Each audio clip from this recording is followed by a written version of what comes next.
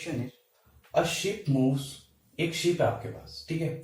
A ship moves due east at 12 kilometre per hour for 1 hour. एक ship है, वो 12 kilometre per our की speed से किधर मूव करी थी, ईस्ट की तरफ, ठीक है। और 1 घंटे के लिए मूव करी है, कितने टाइम के लिए, 1 आवर के लिए। चलो फिर इसने क्या करा, and then turn exactly towards the south. फिर वो एकदम से साउथ की तरफ ऐसे मूव कर देती है, ठीक है। चलो जी, south to move for an hour, मतलब एक ही आवर के लिए चली है साउथ में। और कितनी स्पीड से चली है, 5 किलोमीटर पर आवर की स्पीड से। 5 किलोमीटर पर आवर की स्पीड से चली है। आपको बताना है एवरेज वेलोसिटी, ठीक है। आपको क्या बताना है, एवरेज वेलोसिटी। तो कैसे निकालोगे, देखो एवरेज वेलोसिटी का फॉर्मूला क्या होता है, total displacement upon total time, ठीक है। डिस्प्लेसमेंट क्या होगा यहाँ का, देखो ये क्या था, उसका इनिशियल पॉइंट था, ये क्या है उसका फाइनल पॉइंट। तो इनिशियल और फाइनल के बीच का जो सबसे छोटा रास्ता होता है ना, सबसे शॉर्टेस्ट डिस्टेंस, वही होता है डिस्प्लेसमेंट।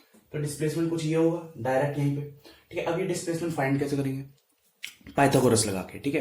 पाइथागोरस थ्योरम क्या कहते हैं, पहले मैं नाम दे देता हूँ, ए, इसको कहते हैं बी और इसको कहते हैं सी।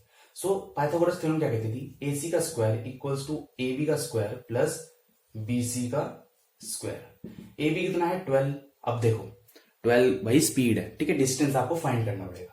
यहां पे एक फॉर्मूला लगेगा स्पीड का, speed equals to distance upon time.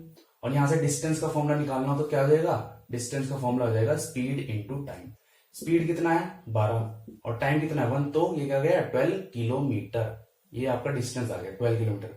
और इसी तरीके से जब आप इसका निकालोगे, इसका क्या आएगा 5 किलोमीटर, ठीक है। ये इसका डिस्टेंस आ गया। डिस्टेंस आपको फाइंड करना पड़ेगा, छोटी मोटी बातें हैं, चलिए खाली टाइम वेस्ट करने वाली बातें हैं, बाकी ऐसी चीज कुछ है नहीं, हार्ड इतना कुछ है नहीं, ठीक है।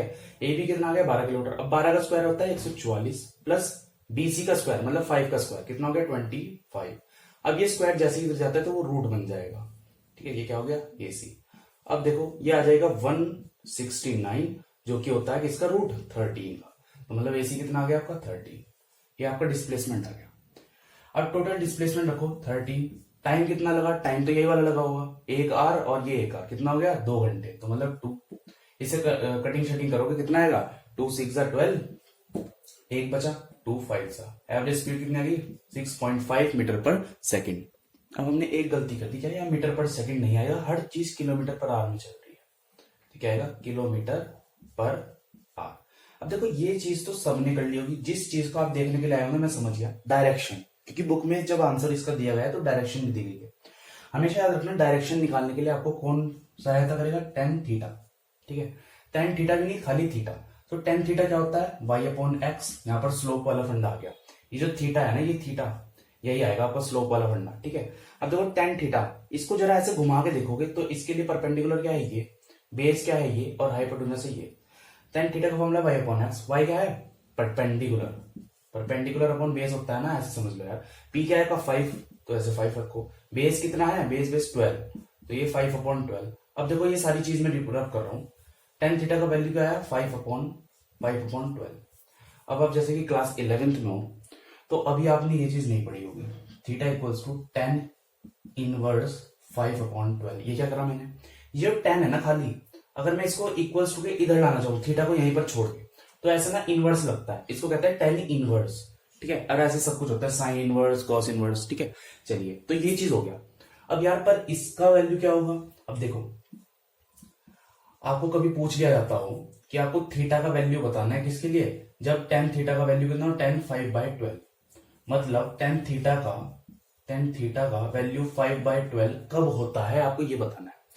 इसका वैल्यू मैंने याद करा हुआ है, आपको भी याद करना पड़ेगा। टेन थीटा मतलब याद नहीं यार, निकाल सकते हो इसे, अगर निकालना सीखना है तो आप मुझे कमेंट करना, मैं वो भी डाल दूंगा कैसे कैसे निकाल सकते हैं, ठीक है। तो ये आता है 10 22 डिग्री 37, ठीक है। ये इसका क्या हो गया डायरेक्शन हो गया। अगर ये चीज नहीं आती तो मुझे कमेंट करना, वीडियो ज्यादा लंबा हो जाएगा, इतना बड़ा क्वेश्चन है नहीं, ठीक है। चलिए अब जैसे ही आप ये वैल्यू यहां पर रखोगे ना, क्या 10 22